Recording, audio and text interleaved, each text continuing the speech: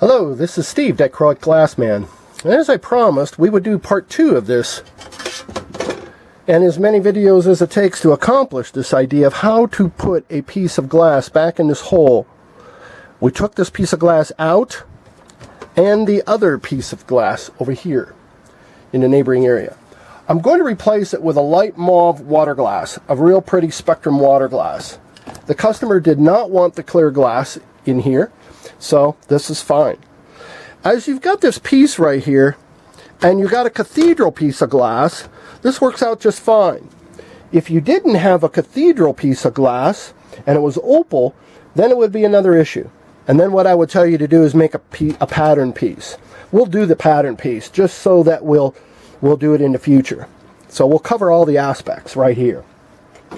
So by laying my flat edge up to this flat edge, and looking over here to see where my glass ends up, what I want to do is just take a pen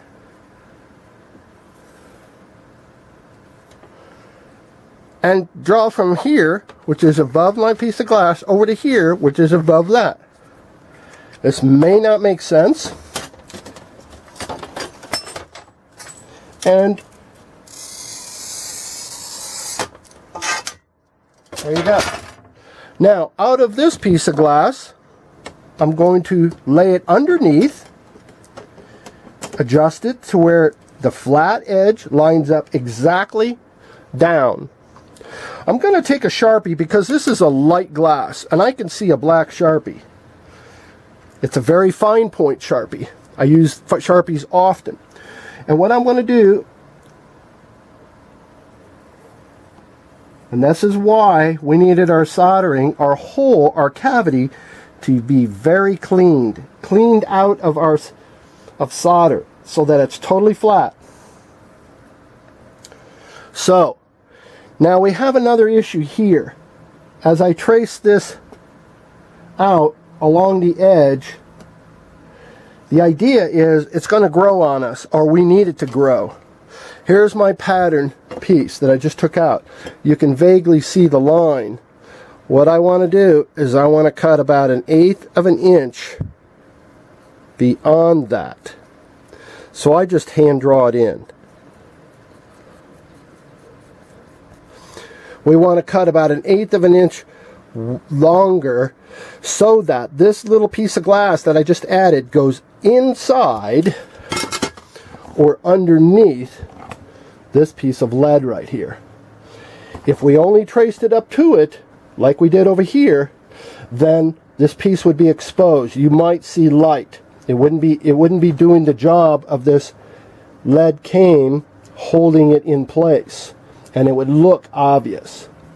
That's the drawback of when you're doing border pieces, that you've got to cut the glass in order to accommodate into that groove right there. So it makes it a little tougher than doing this interior piece. This interior piece is going to be a piece of cake. And I've repaired hundreds of interior pieces just quickly. I can do many of them in a day. It's very easy to do. These require a little bit more thinking because you've got to add that little piece of glass to the edge. I'll have to do the same thing over here. I'll have to do the same thing over here and here as well. And over here, this outside one, and this bottom one. The interior ones are going to be really easy, but there's not very many of them. So take a little bit longer, but the rewards will be great.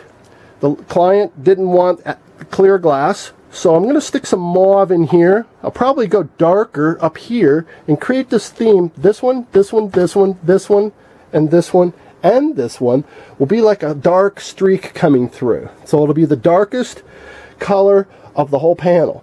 And I'll make that a really dark mauve, or amethyst, or purple, as a lot of people call it different things. And then over here I think I'll throw a light blue. She wants light blue, or a medium blue. She wants blue and jewel tones, mauves. So we'll be able to accomplish that.